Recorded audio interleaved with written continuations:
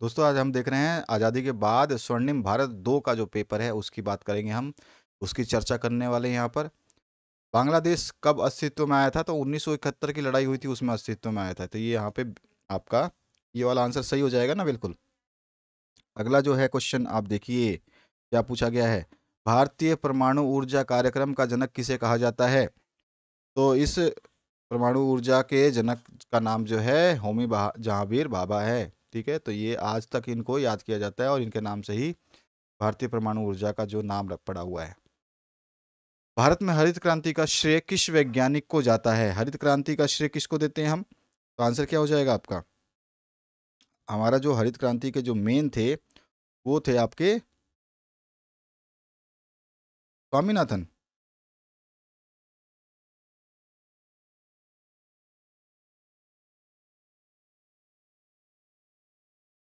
बिल्कुल सही है, स्वामीनाथन ही है।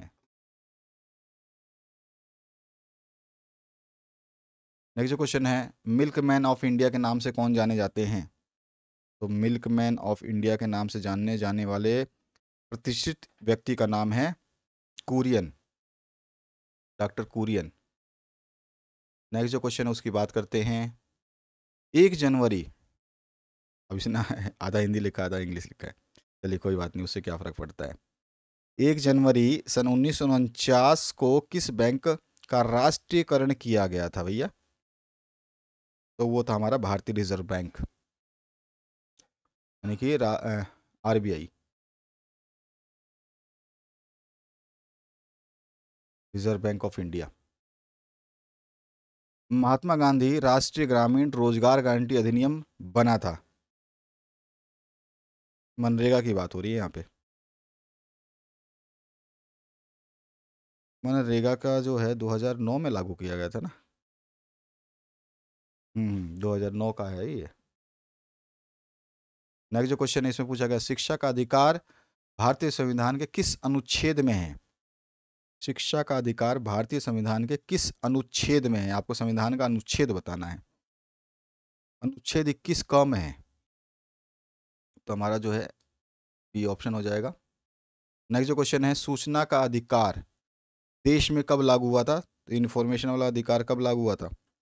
तो ये हुआ था सन 2005 में, अक्टूबर में हुआ था। ये 10वां महीना, अक्टूबर नवंबर दिसंबर, 2 अक्टूबर 2005 में। 12 अक्टूबर 2005 में। ठीक है, सा ऑप्शन करेक्ट हो जाएगा। किसी व्यक्ति के जीवन और स्वतंत्रता से संबंधित सूचना कितनी अवधि में देनी होती है? किसी व्यक्ति के जीवन और स्वतंत्रता से संबंधित सूचना कितने समय में हमें देनी होती है? तो हमें देनी होती है इसको 48 घंटे के अंदर अंदर, 48 आवर्स। किस कार्यक्रम को निर्धनता उन्मूलन का एक सर्वोपरि कार्यक्रम माना गया है? कौन सा आंदोलन है भाई? हाँ ज्ञानी बाबा बताना जरा, कौन सा? पीएम? ना, ये तो ऑप्शन में नहीं है। हम्म। किस कार्यक्रम को निर्धनता उन्मूलन का एक सर्वोपरि कार्यक्रम माना जाता है?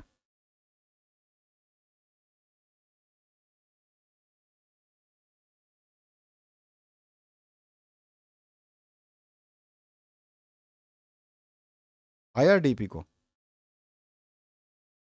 आईआरडीपी। बच्चों आईआरडीपी नोट करें।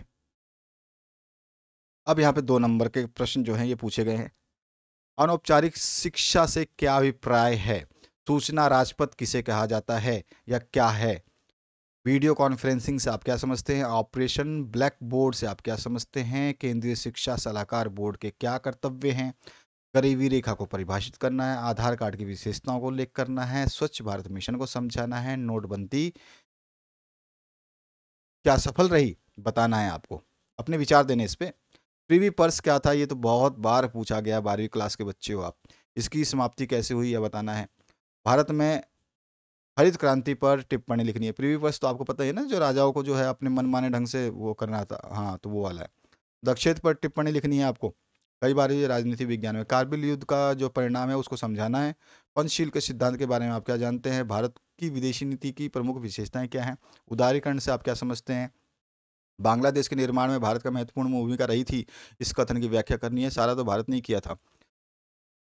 अब यहाँ पर जो है आपका एक तो पूर्वी पाकिस्तान था, तो पूर्वी पाकिस्तान को हटा करके बांग्लादेश कर दिया गया। अथवा के बाद में पूछा गया श्वेत क्रांति आज़ादी के बाद भारत की प्रमुख उपलब्धियों में से, श्वेत क्रांति आज़ादी के बाद भारत की प्रमुख उपलब्धियों में से एक है, स्पष्ट करना है हमें। और इसके बाद में आरटी अधिनियम 2009 के अंतर्गत विद्यालय एवं शिक्षकों के दायित्वों का वर्णन करना है। अथवा में है महात्मा गांधी राष्ट्रीय ग्रामीण रोजगार गारंटी अधिनियम 2005 जो अभी हमने देखा था, पर लेख लिखना है आपको। और भारत में निरंतरता को दूर करने के सरकारी प्रयासों का जो है उल्लेख करना है, वर्णन करना है। साथ ही साथ भारत में भूमि सुधार का वर्णन करते हुए सुधारों की प्रति प्रगति का मूल्यांकन भी कर देना है। तो इस तरह का प्रश्न पत्र है, और इस प्रश्न पत्र को आप तैयार करिए, बेहतरीन तरीके से आप एग्ज़ाम दे पाएंगे। मुझे विश्वास है आप लोग सब बढ़िया तरीके से पढ़ रहे हैं, और जोर लगा के रखिए अपने आप को, बिल्कुल ढीला मत छोड़िए जब तक आपके एग्ज़ाम चल रहे हैं। और आपके बोर्ड मॉडल पेपर्स आने वाले हैं, उसको मैं देने वाला हूँ आपको, उनको पढ़ लीजिएगा। आपका बोर्ड जो है वो परीक्षा पूरी कामयाब हो जाएगी। Thank you very much, have a good day.